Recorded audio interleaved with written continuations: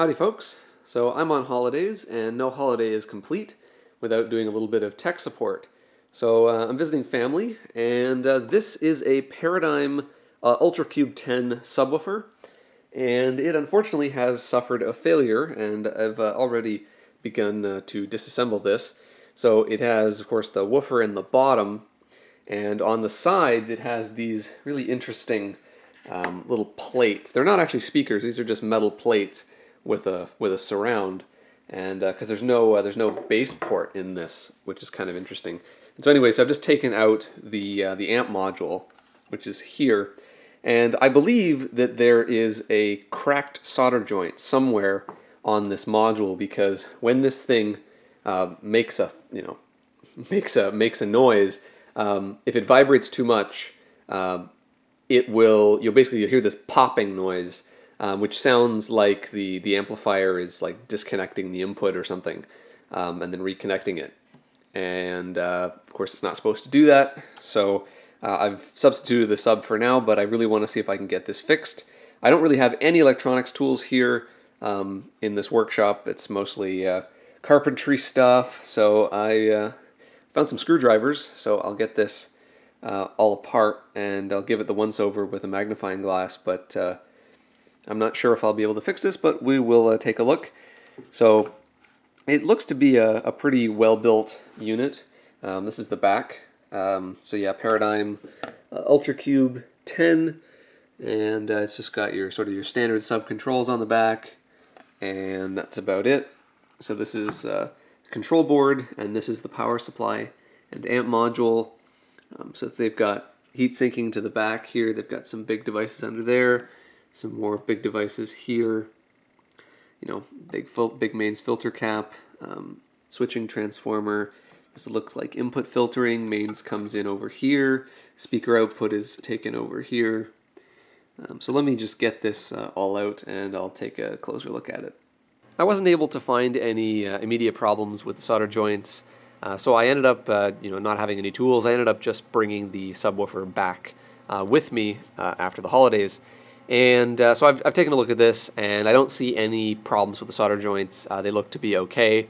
A couple of joints look a little dodgy, but reflowing those didn't have any effect. The second thing I thought would be capacitors, of course. Anything like this which has high power electronics, especially capacitors made by our favorite Capson brand, which they seem to have used across both boards. All the capacitors are Capson. Gotta check those. So I got out my ESR meter, and across both of these boards, really the only capacitor that is good is the main DC tank cap, which basically these things never fail. So pretty much all of these small caps they have tremendously high ESR, and their capacitance varies wildly. They're kind of within spec if these are plus or minus 10% caps. There's a couple, I think there's 2 or 3 that are, maybe plus or minus 15%. And then there's one over here that's leaky. I can't even measure the value. And then there are these 2 over here, which are part of the power supply, the main switching supply. And they both, they have an ESR greater than 40 ohms, so they're not measurable. And their capacitance is only about 20% of what it's supposed to be. So that's more than likely the issue. It's probably just browning out whenever it tries to produce, a meaningful output. The power supply is just browning out, and that's why you get that weird DC popping noise as the supply basically, flatlines and then comes back again. So anyway, so Paradigm has clearly, they've chosen the cheap caps, and it's burned. It's burned probably, not just me, but a couple customers. I've looked online, and this appears to be a systemic problem. And so they got the cap brand wrong, but one thing they did get right was bomb reuse. So there's actually only 3 unique electrolytics in this entire product. They've got a 22 at 35, a 10 at 35, and then there's a singular 220 mic at 25, which is on the preamp board.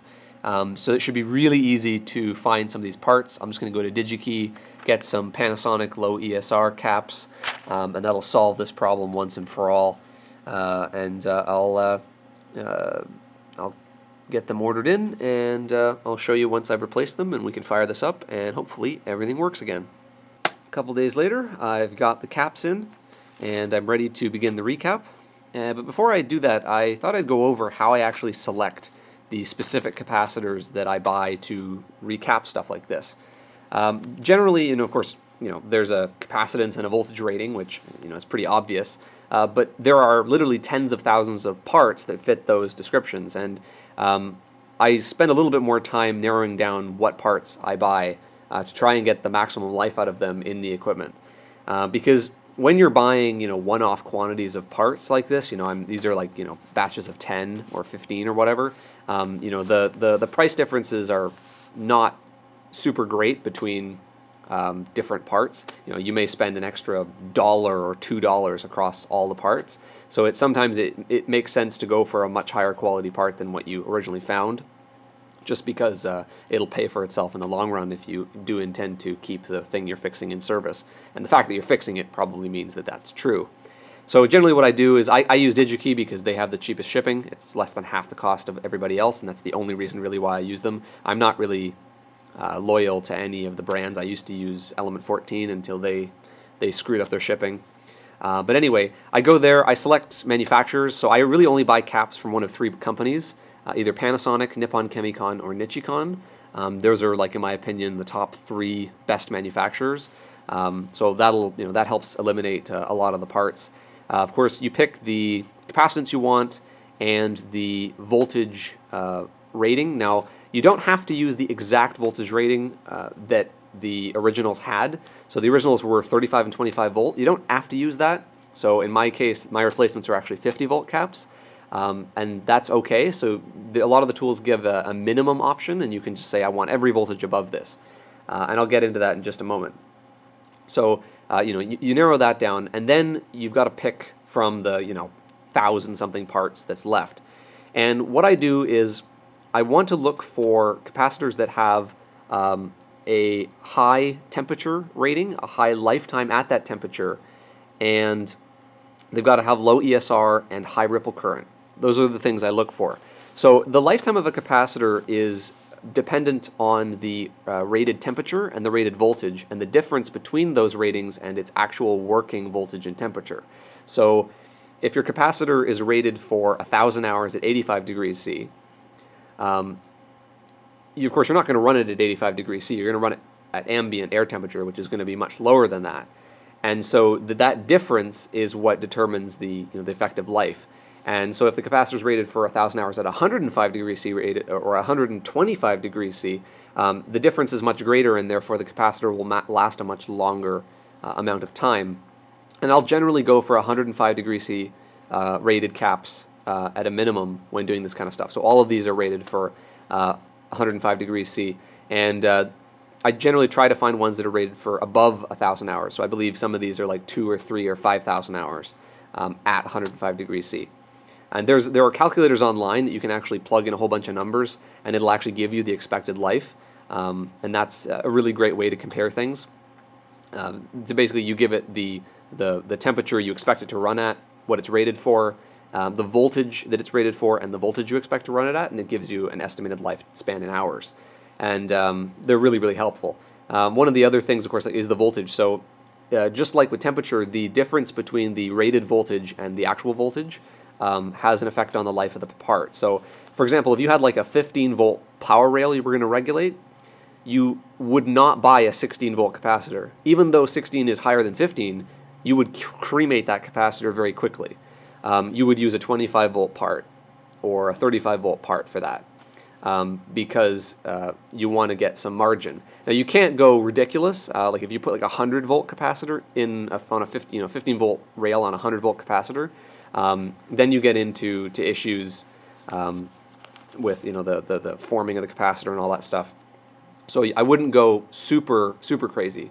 But I've gone for 50-volt capacitors here, and I think that's perfectly fine. So yeah, that's generally the prime criteria.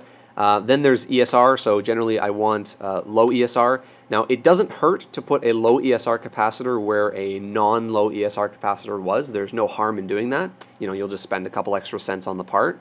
However, the opposite is not true. If you put a non-low ESR capacitor in a circuit where a low ESR capacitor is required, you will have a bad day. So ultimately, because some of the parts in this were to deal with the switch mode supply, I can just assume that they probably should be low ESR caps. And so I just ended up buying everything low ESR because it's just easier to just find one part and then buy a whole bunch of it than to try and save 10 cents and pick a whole bunch of different parts. It's just not worth it, in my opinion, for such a low quantity. And the last thing is ripple current. So ripple current, generally I look for the highest ripple current that, within reason that I can get. I usually just sort the caps by price, find the cheapest ones that I can buy in, 10 off quantity. And then I just find, the one that seems to have a relatively high ripple current. Because again, I don't know, I don't exactly know the specifications of the circuit it's going into. So again, just like with ESR, having a higher ripple current than normal isn't going to hurt you, but having one that's too low will shorten the lifespan.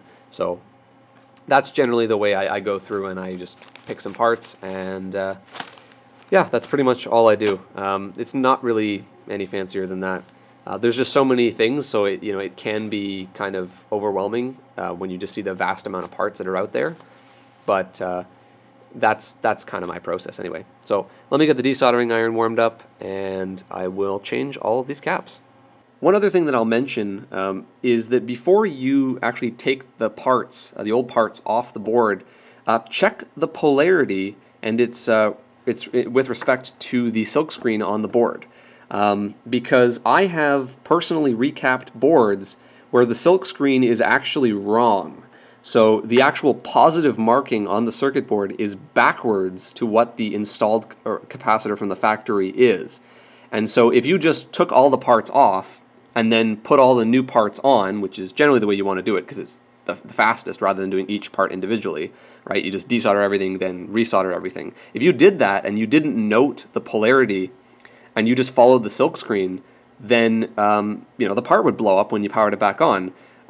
Because some companies just don't care about their silkscreen. So before I take the parts off, I just check that the silkscreen is actually correct, and if it's not, I make note of errors so that when I do put the new parts on, I get them the correct way according to the way the manufacturer installed the parts. So I always go by the way it's installed, not by the way it's marked. I've actually seen boards where the power is actually reversed. Like there's a positive and a negative marked on the board, and the positive is actually the ground and the negative is actually the supply rail for a positive supply rail. Like a lot of the time silkscreen is just wrong on boards and companies just don't bother to fix it because it's not a consumer facing thing. So just make note of that before you start, or otherwise you'll have a big headache on your hands. So a while later I have both boards fully recapped, and I think everyone who works with electronics knows about lead-free solder, and they all despise it, and it's sort of just something that you accept. But every once in a while, a board comes along with some magic blend of 11 herbs and spices.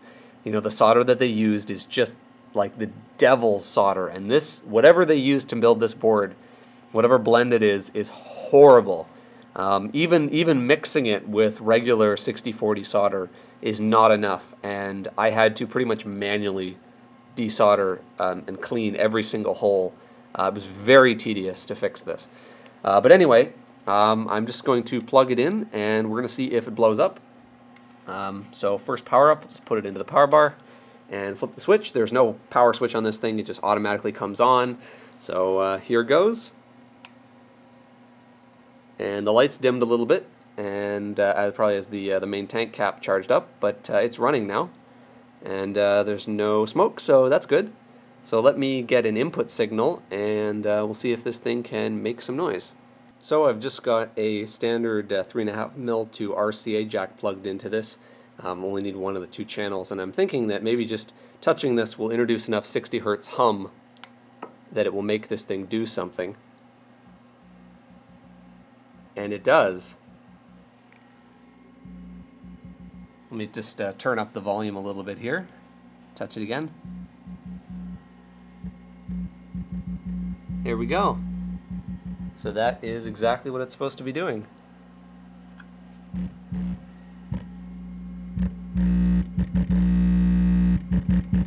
Excellent.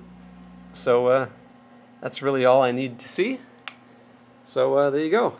So that's it for this project. I'm just going to put it back together and send it back. So hopefully you found that interesting or you learned something. And as always, thanks for watching.